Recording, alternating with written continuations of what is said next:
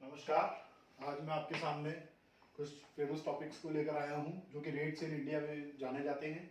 और नाम इनके बता देता हूं मैं आपको। MSF, repo rate, bank rate, reverse repo rate, CRR, SLR, base rate, PLR. ये बहुत फेमस नाम है। रिसेंटली आपने सुना होगा रेपो रेट में भी परिवर्तन आया है। तो ये जो टॉपिक्स मैं आज आपके समक्ष रखने वाला हूँ, ये सभी टॉपिक्स सिर्फ स्टूडेंट्स के लिए नहीं जो सेमेस्टर अर्थशास्त्र पढ़ रहे हैं, उनके साथ साथ हमारे देश की जनता, आम जनता के लिए भी, और हमारे सबके जैसे बैंकों में खाते, तो हमें इन सब चीजों के बारे में पता होना चाहिए। तो सबसे पहले हम लोग शुरू करते हैं रेपो रेट से। तो देखिए रेपो रेट क्या। Repo rate is the rate at which RBI और central bank lends the money to commercial bank against some collateral securities. तो ये एक डेफिनेशन हुई। तो देखिए रेपो रेट एक सरल भाषा में समझते हैं क्या चीज है। देखिए आरबीआई जब उधार देता है या फिर लोन पे कमर्शियल बैंक को उधार देता है, कमर्शियल बैंक मतलब व्यापारिक बैंक जैसे कि आपके एसबीआई, पीएनबी। तो देखिए जब आरबीआई कमर्शियल बैंक को लोन दे रहा है जिस भी दर पे, लेकिन कुछ सिक्योरिटीज लेके, अगेंस्ट द सिक्योरिटीज मतलब कुछ रख रहा है, कोई भी चीज गिरवी रख रहा है या कोई भी चीज उस कमर्शियल बैंक से ले रहा है, उसके बाद जिस भी दर पे आरबीआई कमर्शियल बैंक को लोन देता है उस दर को हम कहते हैं रेपो रेट, जो कि करंटली आपकी इस वक्त चल रही है 4.90, जो कि बढ़ गई है 0.5% बढ़ गई है या 50 बेसिस पॉइंट्स बढ़ गई है। रिसेंटली इसी महीने बढ़ी है। तो रेपो रेट आई होप आप सबको समझ में आ गया होगा। जब हमारे आरबीआई के द्वारा कमर्शियल बैंक को कुछ सिक्योरिटीज के तर्ज पे लोन दिया जाता है उसको हम कहते हैं रेपो रेट। लेकिन मैं आपको इनमें कुछ खास चीजें बताना चाहूंगा। रेपो रेट जो भी दिया जाता है वो बहुत शॉर्ट टर्म के लिए दिया जाता है, अल्पकाल के लिए दिया जाता है। और इसके साथ साथ जब भी लोन दिया जाता है तो सिक्योरिटीज भी ली जाती हैं आरबीआई के द्वारा। और एक खास बात इसकी और है, मतलब एवरेज मान के चलिए 7 दिन के आसपास ही एक एवरेज निकाला गया, 1 वीक के आसपास का ही इस दर पे लोन दिया जाता है। जैसे कि कमर्शियल बैंक में पैसों की शॉर्टेज हो गई है तो उनको पैसा चाहिए, तो उनके लिए रेपो दर काम करता है और आरबीआई कमर्शियल बैंक को लोन देता है। नेक्स्ट हमारा टॉपिक है bank rate. Bank rate is the rate at which RBI lends the money to commercial bank with no collateral security, मतलब बिना सिक्योरिटी के अब आरबीआई लोन दे रहा है कमर्शियल बैंक्स को। जी हाँ, लेकिन कोई सिक्योरिटी नहीं ले रहा है क्योंकि ये लॉन्ग टर्म के लिए पैसा दिया जा रहा है। और साथ साथ जो बैंक रेट होता है वो कहीं ना कहीं ज्यादा होता है रेपो रेट से। 5.15% इस वक्त चल रहा है। जी हाँ, और आरबीआई के द्वारा सिर्फ उसी तरीके से लोन दिया जा रहा है जैसे रेपो दर में दिया जा रहा है, लेकिन अब सिक्योरिटीज नहीं ली जा रही है और लॉन्ग टर्म के लिए दिया जा रहा है। मतलब 3 बिंदु पे अगर आप ध्यान दें तो ये थोड़ा लॉन्ग टर्म के लिए दिया जाता है, इसमें कोई सिक्योरिटी नहीं ली जाती है और ये कहीं ना कहीं एक हायर रेट होता है।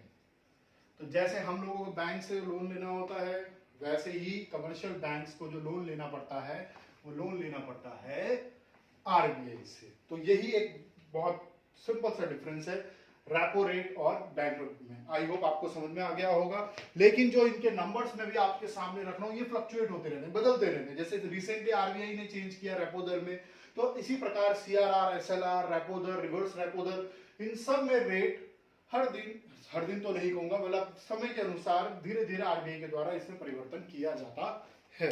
चलिए नेक्स्ट टॉपिक की तरफ बढ़ते हैं, marginal standing facility.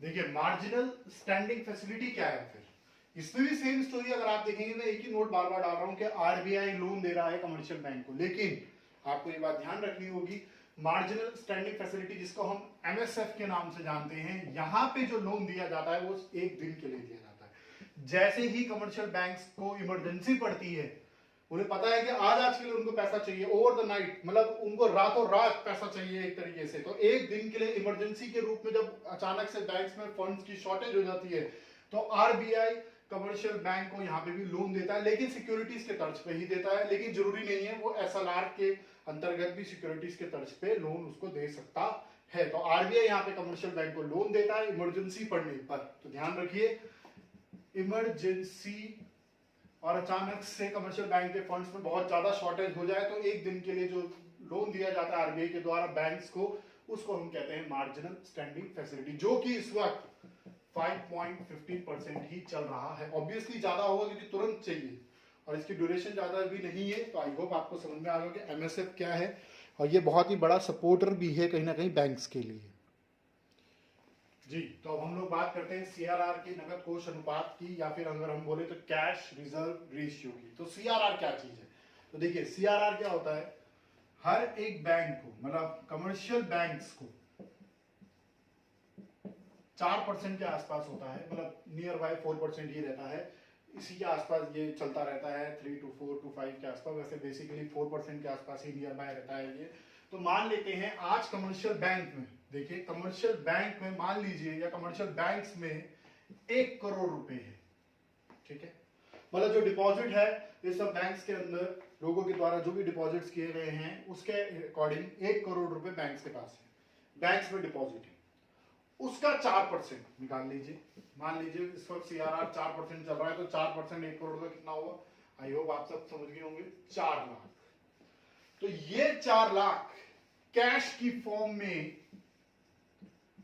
Capped by, capped with RBI, मतलब हर एक बैंक को जो भी बैंक्स में डिपॉजिट है उसका 4% कैश की फॉर्म में आरबीआई को देना ही देना है, सिक्योरिटी के तौर पे, या जो भी आप कह लीजिए। ये एक आरबीआई के द्वारा नियम बनाया गया जो कि हमारी मौद्रिक नीति के अंतर्गत आता है। तो हर एक बैंक को 4% देना है। जैसे मैंने कहा 1 करोड़ का अगर डिपॉजिट हुआ है तो 4% का रिजर्व जो किया गया है वो रिजर्व आरबीआई को कैश की फॉर्म में, कैश रिजर्व के फॉर्म में दे दिया जाएगा। That is our CRR. बहुत ही सिंपली फॉर्म में मैंने आपको बताया। इसके बाद आता है एसएलआर। एसएलआर की अगर हम बात करें तो एसएलआर कहीं ना कहीं जो अराउंड चल रहा है इस वक्त 18% के आसपास, वैसे 20% के आसपास भी होता है, नियर बाय 18% के आसपास रिसेंटली ये चेंज होते रहते हैं, लेकिन हमें समझना है कि ये चीज है क्या। तो एसएलआर स्टैट्यूटरी, अगर हम स्टैट्यूटरी की बात करें, सॉरी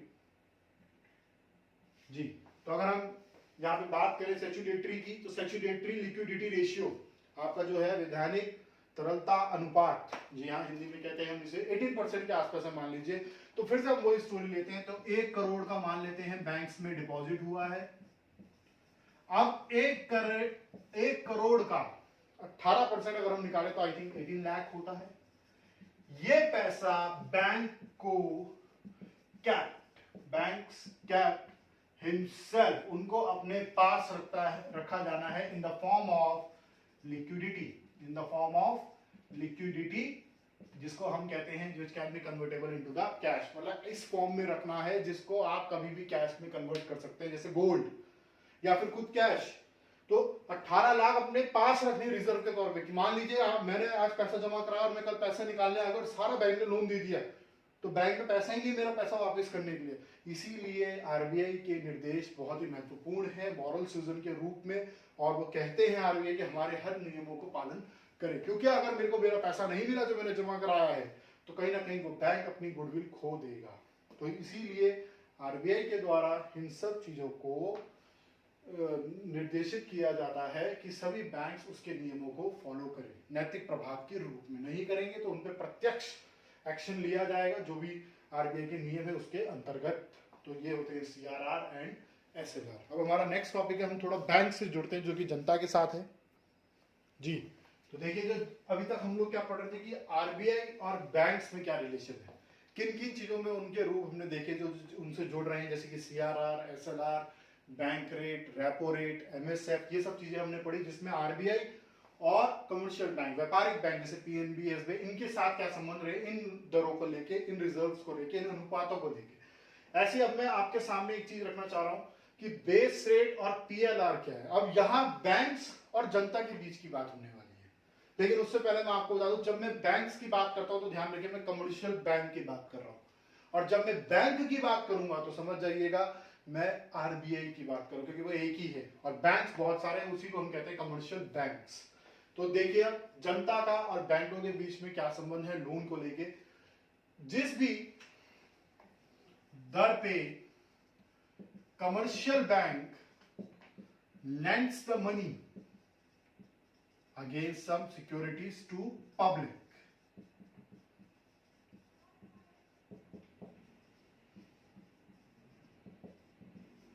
जी जिस भी दर पे, the rate, base rate is the rate at विच, मतलब वह दर जिस पे व्यापारिक बैंक उधार देता है, लोन देता है जनता को कुछ सिक्योरिटीज लेके, उसको हम कहते हैं बेस रेट।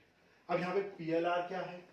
पीएलआर को हम कहते हैं प्राथमिक उधार दर या उधारी दर, प्राइमरी लैंडिंग रेट। जी हाँ, प्राइमरी लैंडिंग रेट की भी स्टोरी सेम है। Commercial bank lends the money to public against the security, same story, but change क्या है?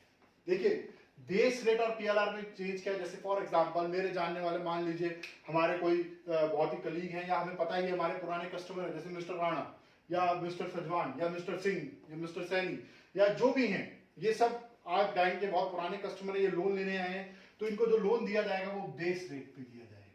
लेकिन कोई अननोन है, बहुत अभी अभी नया खाता खुला है, वो लोन लेने आए हैं, तो उनको प्राइमरी लेंडिंग रेट के रूप में लोन दिया जाएगा। जैसे कि मैं आपके सामने एक रफ आइडिया देता हूं, या उसको हम लगभग मान लेते हैं 7% से 8.5 या 8.8% के आसपास इस पर लोन की दरें चल रही हैं बैंक्स के द्वारा, जो जनरल पब्लिक को दी जाएगी। मान लीजिए, अब मान लीजिए मैं पुराना कस्टमर हूं, तो जो भी लोन की दरें कम से कम दी जा सकती है ताकि मैं उनसे जुड़ा रहूं आगे भी, तो उसके लिए जो बैंक है वो बेस रेट के रूप में मान लीजिए 7.5% दे रहा है, क्योंकि उनको मेरे पे भरोसा है, उनको ज्यादा मेहनत नहीं करनी पड़ेगी, क्योंकि वो मेरे को पहले से जानते भी हैं और मैं उनका पुराना ग्राहक भी हूँ। लेकिन कोई नया नया खाता खुला रहा है और वो लोन मांग रहा है, तो ऐसी सिचुएशंस में क्या होता है, बैंक भी ज्यादा सिरदर्दी नहीं लेता है और सीधा उनको ज्यादा जो मैक्सिमम दे सकता है 8.5 या इस तक में लोन दे देता है। तो आई होप समझ गए होंगे। जैसे आप दुकान पे जाते हैं और फर्स्ट टाइम जा रहे हैं, तो वो आपको छूट नहीं देगा, वस्तु जो भी बेचेगा वो सस्ती नहीं देगा, आपको जो रेट है या उससे ज्यादा कोशिश करेगा बेचने की। लेकिन जब आप कहीं किसी दुकान में पुराने कस्टमर हो जाते हैं, जैसे किसी आप अग्रवाल की दुकान पे जा रहे हैं, गुप्ता जी की दुकान पे जा रहे हैं, तो उन दुकानों पे जाने पे आपको जो भी सामान दिया जा रहा है और आप पुराने कस्टमर है, तो कहीं ना कहीं वो आपको सस्ता देते हैं। तो इसी प्रकार अगर आप पुराने कस्टमर हैं तो आपको बेस रेट पे लोन दिया जाता है बैंक्स के द्वारा, और अगर आप नए कस्टमर हैं तो आपको पीएलआर के फॉर्म में थोड़े ज्यादा दर में लोन दिया जाता है। आई होप आपको ये नोट समझ में आ गए होंगे। इन नोट्स पे आपको एक चीज करनी है, मैं इन सब की नोट्स आपको इमेजेस के थ्रू भी दूंगा, डेफिनेशंस के साथ, और आपके जो भी प्रॉब्लम्स हैं इन सब से संबंधित आप लोग पूछ सकते हैं। Thank you. इन टॉपिक्स को जरूर पढ़ें। धन्यवाद।